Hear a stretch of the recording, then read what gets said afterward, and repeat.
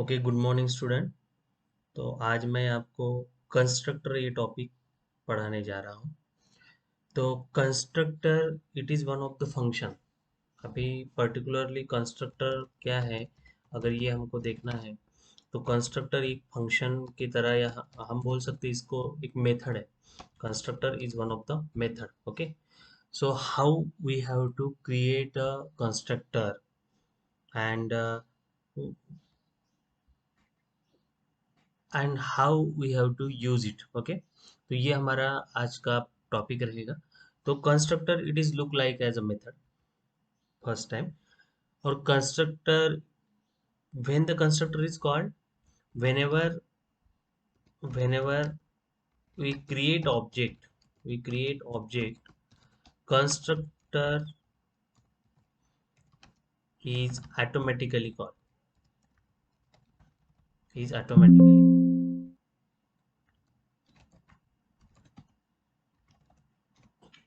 Okay, तो ये constructor की प्रॉपर्टी है। ठीक है, तो कंस्ट्रक्टर किया कैसे जाता है, तो कंस्ट्रक्टर हम क्रिएट कैसे करते हैं, और कंस्ट्रक्टर फिर मेमोरी कितनी ऑक्युपाई करती है। ओके, ये दो टॉपिक्स आते हैं। तो सपोज हम इन दो टॉपिक के बारे में बात करते हैं, तो कंस्ट्रक्टर मेमोरी कितना ऑक्युपाई करेगा, तो what ever the object memory is allocated, जो भी ऑब्जेक्ट के लिए मेमोरी जो रिक्वायर्ड रहेंगी, वही मेमोरी हम कंस्ट्रक्टर के लिए एलोकेट करेंगे। ओके, वही मेमोरी एलोकेट ऑटोमेटिकली हो जाती है जब भी हम ऑब्जेक्ट क्रिएट करते हैं। तो कंस्ट्रक्टर को भी वही मेमोरी हम यूज करते हैं। अभी कंस्ट्रक्टर हम, जैसे कोई भी ऑब्जेक्ट हम क्रिएट करते हैं, तो वहां पे हम न्यू न्यू कीवर्ड का यूज करते हैं। तो न्यू कीवर्ड के साथ हम कंस्ट्रक्टर का यूज करते हैं। ओके, तो यहाँ पे हम जावा में दो टाइप के कंस्ट्रक्टर अवेलेबल है। एक तो होता है डिफॉल्ट कंस्ट्रक्टर, और दूसरा होता है पैरामीटराइज कंस्ट्रक्टर। कौन कौन से प्रकार के कंस्ट्रक्टर रहते हैं, सेकंड पॉइंट हमें मिला कि भाई न्यू कीवर्ड के थ्रू हमको यूज करना है। न्यू न्यू कीवर्ड के थ्रू हम क्या करने वाले हैं, ऑब्जेक्ट क्रिएट करने वाले हैं।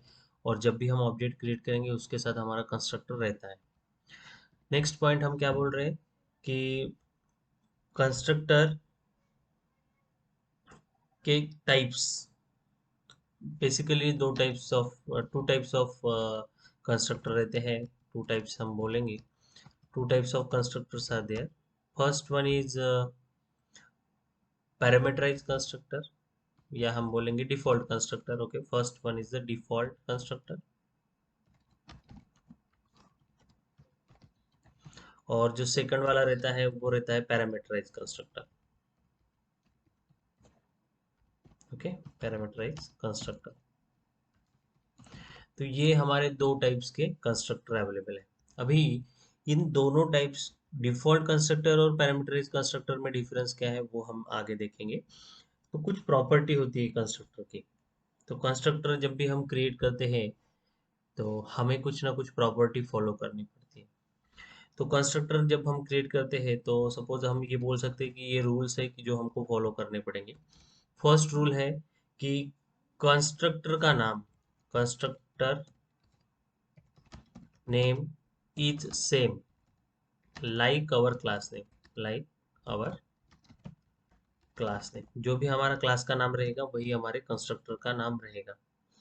सेकंड, कंस्ट्रक्टर को कोई रिटर्न टाइप नहीं रहेगा। No return type, no return type, कोई भी रिटर्न टाइप नहीं रहेगा। जैसे कि हम इंटीजर, फ्लोट, ये float data type, return type void भी नहीं रहेगा कंस्ट्रक्टर को। ओके, तो कंस्ट्रक्टर को कोई रिटर्न टाइप नहीं रहेगा।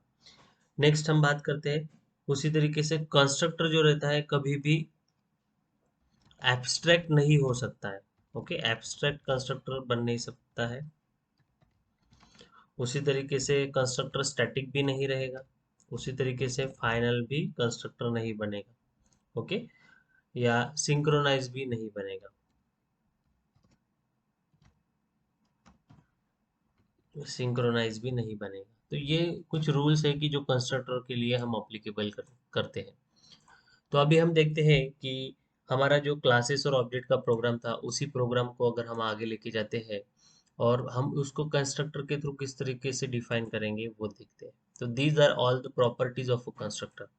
अभी हम क्या करते हैं यहाँ पे एक प्रोग्राम लिखते हैं, ठीक है। तो मैं यहाँ पे कंस्ट्रक्टर की ये प्रॉपर्टीज है, तो यहाँ पे मल्टी लाइन कमेंट का यूज कर लेता हूँ, जिसके थ्रू ये कंपाइलर क्या करेगा, ये कोड एग्जीक्यूशन नहीं करेगा।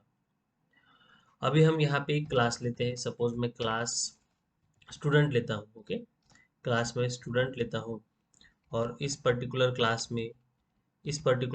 में मैं कुछ वेरिएबल्स डिफाइन करता हूँ, जैसे कि INT रोल एक डिफाइन करता हूँ जो कि रोल नंबर के लिए रहेगा, और उसी तरीके से मैं यहाँ पे एक स्ट्रिंग डिफाइन करता हूँ जो कि नेम के लिए रहेगा, ओके। उसके बाद अभी मुझे ये कंस्ट्रक्टर के थ्रू अप्लाई करना है, कंस्ट्रक्टर के थ्रू यूज करना है। तो अभी मैं ये कंस्ट्रक्टर के थ्रू यूज कैसे कर सकता हूँ?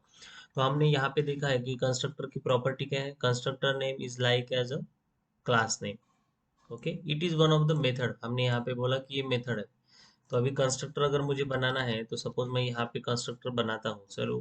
फर्स्ट मेरा जो कंस्ट्रक्टर है वो कौन सा है, डिफॉल्ट कंस्ट्रक्टर। डिफॉल्ट कंस्ट्रक्टर में we are not passing any value, ठीक है। तो अभी मैं डिफॉल्ट कंस्ट्रक्टर यहाँ पे बना के दिखाता हूँ आपको। तो हमने क्या बोला कि कंस्ट्रक्टर का नाम जो रहेगा वो क्लास नेम का नाम रहेगा। तो मैं यहाँ पे कंस्ट्रक्टर कैसे बना सकता हूँ, जो स्टूडेंट मेरा क्लास का नाम है वही यहाँ पे कंस्ट्रक्टर का नाम रहेगा। और यहाँ पे हम कुछ भी वैल्यू नहीं पास कर रहे, तो ये बन गया हमारा डिफॉल्ट कंस्ट्रक्टर। ये क्या बन गया हमारा, डिफॉल्ट कंस्ट्रक्टर। नेक्स्ट बात आती है पैरामीटराइज कंस्ट्रक्टर। इसका मतलब क्या, कि हम कुछ ना कुछ पैरामीटर पास कर रहे हैं, किसको, कंस्ट्रक्टर को।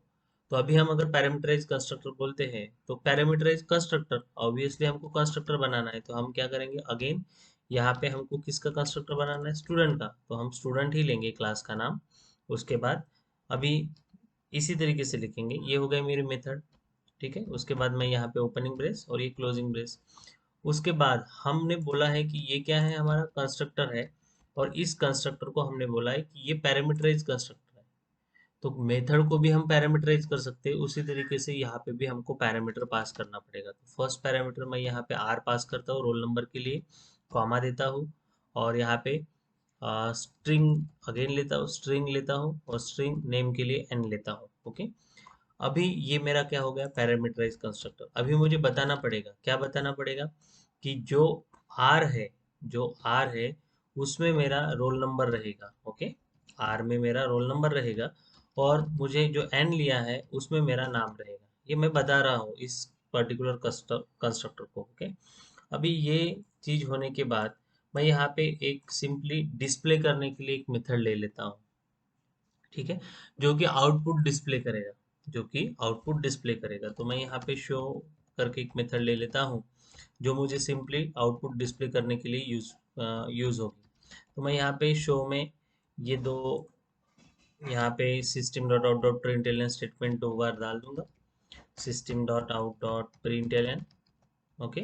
और इस पर्टिकुलर में हमको क्या करना है, इस पर्टिकुलर में सबको सपोज मुझे रोल नंबर चाहिए डिस्प्ले करने के लिए, तो मैं यहाँ पे सिंपली रोल नंबर लिख लेता हूँ, और यहाँ पे प्लस, अभी वैल्यू कहाँ पे असाइन होगी, आर में असाइन होने वाली है, तो मैं आर लिखूंगा, ओके। उसी तरीके से system dot out dot print L लिखता हूँ, और यहाँ पे मैं लिखता हूँ क्या चाहिए मुझे, नेम चाहिए, नेम लिखता हूँ, और यहाँ पे मैं प्लस करके, यहाँ पे अभी वैल्यू कहाँ पे स्टोर हो गई है, एन में, तो मैं एन लिख लूंगा और ये यहाँ पे क्लोज कर देता हूँ, ओके। और ये यहाँ पे मेरा क्लास क्लोज हो गया, यहाँ पे आपको दिख रहा है कि हमारा क्लास क्लोज हो गया, ओके।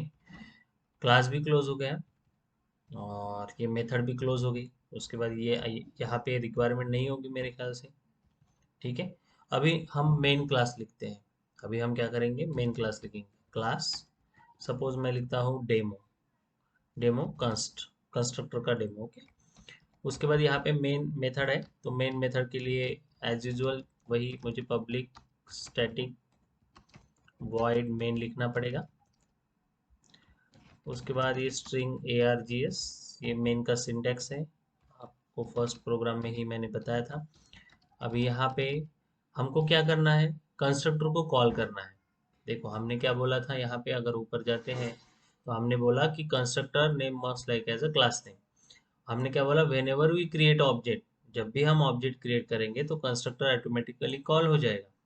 तो अभी देखिए, अभी अगर सपोज मैं यहाँ पे मेन मेथड में जाता हूँ, मेन मेथड में जाता हूँ और मैं यहाँ पे स्टूडेंट करके S1 ऑब्जेक्ट क्रिएट कर रहा हूँ और यहाँ पे न्यू स्टूडेंट लिखता हूँ, तो यहाँ पे मैं कुछ वैल्यू नहीं पास करता हूँ, तो that S1 is like as a, S1 क्या रहेगा हमारा, इट इज अ ऑब्जेक्ट।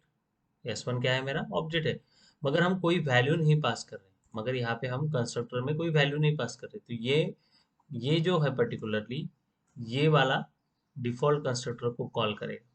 इसको कॉल करेगा डिफॉल्ट कंस्ट्रक्टर को। तो अभी मुझे समझने के लिए मैं यहाँ पे system dot out dot println दे देता हूँ, system dot out dot println, और मैं यहाँ कॉल कर लूंगा कि भाई डिफॉल्ट कंस्ट्रक्टर है, डिफॉल्ट कंस्ट्रक्टर। ओके, तो मैंने यहाँ पे डिफॉल्ट कंस्ट्रक्टर ये शो करने के लिए जस्ट कि इस पर्टिकुलर ऑब्जेक्ट ने वो डिफॉल्ट कंस्ट्रक्टर को कॉल किया। अभी नेक्स्ट हमारा जो आता है, नेक्स्ट यहाँ पे सेकंड एक ऑब्जेक्ट बनाते हैं, जो जिसका S2 ऑब्जेक्ट हमने बनाया, और यहाँ पे हम कंस्ट्रक्टर को ही कॉल कर रहे हैं। ओके, कंस्ट्रक्टर को ही कॉल कर रहे हैं, और यहाँ पे मैं पर्टिकुलरली वैल्यू डालता हूँ, जैसे कि रोल नंबर 101 कॉमा कॉमा मैं मेरा नाम डाल देता हूँ, ठीक है, और यहाँ पे मैं क्लोज कर देता हूँ, और यहाँ पे ये, अभी देखो, ये तो वैल्यू पास हो जाएंगी। अगर मुझे डिस्प्ले भी करनी है तो मैं यहाँ पे शो ना करते हुए ये वाला सारा, यहाँ पे, यहाँ से अगर मैं ये सारी चीजें यहाँ से हटा के मैं यहाँ पे भी पेस्ट कर देता हूँ, तो that is also fine, that is also fine, क्योंकि वो तो कंस्ट्रक्टर ऑटोमेटिकली कॉल हो जाएगा। ओके, और ये तो हमें वैल्यू मिल जाएंगी। तो चलो ये मैं शो ना लेते हुए यहाँ से फिनिश कर देता हूँ, इसको शो निकाल देता हूँ, यहाँ पे ये क्लोज और यहाँ पे ये क्लोज। ओके, और मैं ये प्रोग्राम सेव कर देता हूँ। अभी सेव किस नाम से करना है, जहाँ पे हमारा मेन रहता है क्लास, जहाँ पे हमारा मेन क्लास है। मेन क्लास कहाँ पे है, ये हमारा मेन क्लास का नाम है डेमो कॉन। तो मैं यहाँ पे डेमो कॉन लिखूंगा डॉट जावा, और यहाँ पे हमें क्या करना है, ऑल फाइल्स करनी है, और मैं यहाँ पे सेव कर देता हूँ। सेव करने के बाद हमको कहाँ पे जाना है, CMD में जाना है।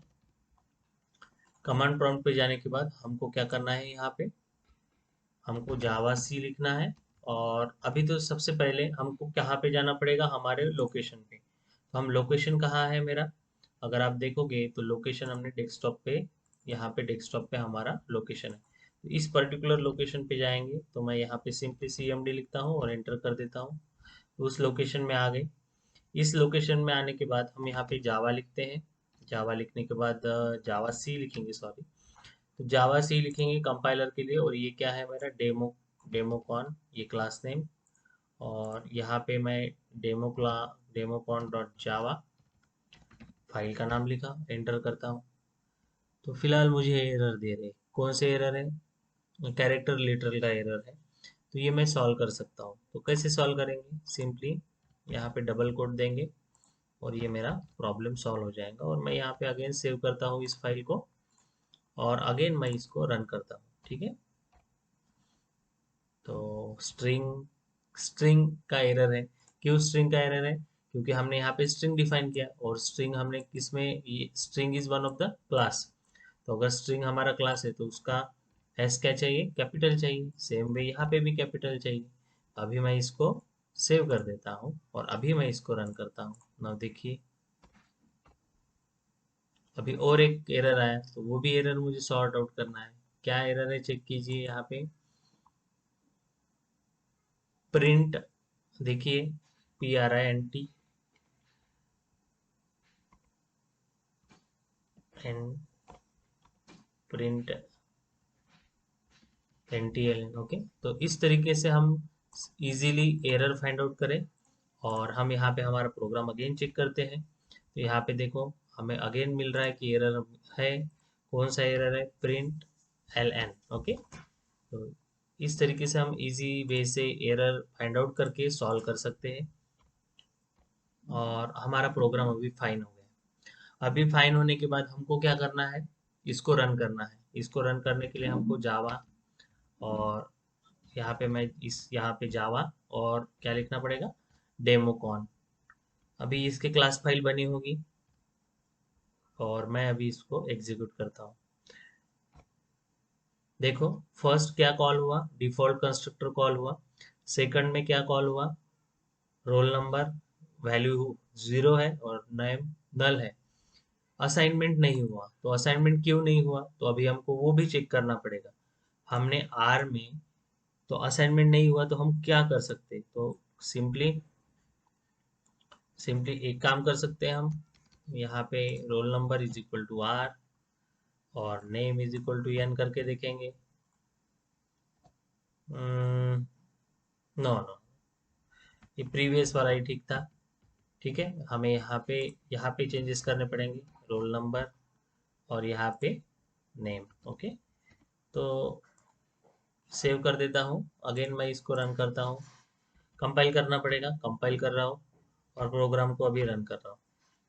सेम आउटपुट, तो मुझे यहाँ पे चेंजेस करने पड़ेंगे। क्या चेंजेस करने पड़ेंगे, शायद यहाँ पे roll number is equal to R, name is equal to N. Okay, तो इस तरीके से आप डीबग भी प्रोग्राम को करके टेस्ट कर सकते हो, और एक सिंपल मेथड से हमको पता चलता है कि हमारे एरर्स क्या है और सॉर्ट आउट किस तरीके से करना है। ओके, तो यहाँ पे आर आर 2 बार हो गया, यहाँ पे एन चाहिए, यहाँ पे सेव, अगेन यहाँ पे जाता हूँ, अगेन इसको रन करता हूँ। ठीक है, तो ये कंपाइल हो चुका मेरा प्रोग्राम। अभी मैं इसको रन करता हूँ, तो यहाँ पे आप देखो मेरा प्रोग्राम प्रॉपरली रन हो चुका है। तो ऐसे छोटी छोटी जो मिस्टेक्स होते हैं तो हमको सॉल्व करते आनी चाहिए, इसलिए पर्टिकुलरली मैंने हर एक केस में एरर आने दिया। ओके, तो इस तरीके से अभी आप देख सकते हो कि मैंने यहाँ पे डिफॉल्ट कंस्ट्रक्टर को भी कॉल किया, और हम यहाँ पे देख सकते हैं कि हमने पैरामीटराइज कंस्ट्रक्टर को भी कॉल किया। अभी इस पर्टिकुलर प्रोग्राम में हमने सिर्फ और सिर्फ ऑब्जेक्ट बनाए। देखो कंसेप्ट कहाँ पे है, कंसेप्ट ये है, कंसेप्ट ये है कि when ever the object is created constructor is automatically called. तो हमारा कंस्ट्रक्टर कहाँ से एग्जीक्यूट हुआ, कंस्ट्रक्टर तो यहाँ से एग्जीक्यूट हुआ।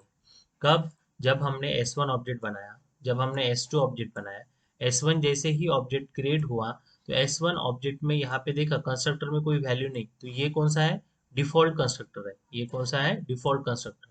तो इसने इस पर्टिकुलर स्टेटमेंट को कॉल किया, तो इसीलिए हमारा फर्स्ट आउटपुट जो आपको दिखा, तो डिफॉल्ट कंस्ट्रक्टर। ओके, उसके बाद उसने, कंपाइलर ने चेक किया कि भाई यहाँ पे क्या है, वैल्यू पास है, 2 वैल्यू पास है, तो 2 वैल्यू पास है यानी क्या, कि ये पैरामीटराइज कंस्ट्रक्टर है। कब ये चेक किया, जब भी ऑब्जेक्ट क्रिएट हुआ तब। जब भी ऑब्जेक्ट क्रिएट हुआ कंस्ट्रक्टर ऑटोमेटिकली कॉल हो जाएगा। तो यहाँ पे हमको दिख रहा है कि स्टूडेंट में यहाँ पे 2 पैरामीटर्स है, तो ये पर्टिकुलरली इसको रेफर कर दिया। जैसे ही रेफर किया, तो यहाँ पे हमको क्या मिल रहा है, वैल्यूज मिल रही है। तो ये वैल्यू यहाँ पे असाइन हो जाएंगे, आर के लिए जो वैल्यू हमने डाली वो क्या है, 101, तो ये वैल्यू यहाँ पे असाइन हो जाएंगी, और ये वैल्यू गौरव का यहाँ पे असाइन हो जाएगा। तो यहाँ पे जैसे ही असाइन हो जाते हैं, तो यहाँ पे हमको रोल नंबर और नेम इस तरीके से आंसर मिलेगा। ओके, और यहाँ पे और एक बात ध्यान देने वाली बात है, यहाँ पे ये कंस्ट्रक्टर है, ये हमारा कंस्ट्रक्ट, ये क्लास नेम है, और ये हमारा कंस्ट्रक्टर नेम है। ठीक है, इसके आगे देखिए, हमने जैसे कि कोई भी रिटर्न डेटा टाइप्स हमने यूज नहीं किया, जैसे कि वॉइड नहीं यूज किया, पब्लिक नहीं यूज किया, कुछ भी यूज नहीं किया। That is already only a name of the class, only the name of a class. उसी तरीके से हम एब्स्ट्रैक्ट, स्टैटिक, फाइनल ये कीवर्ड यूज नहीं कर सकते।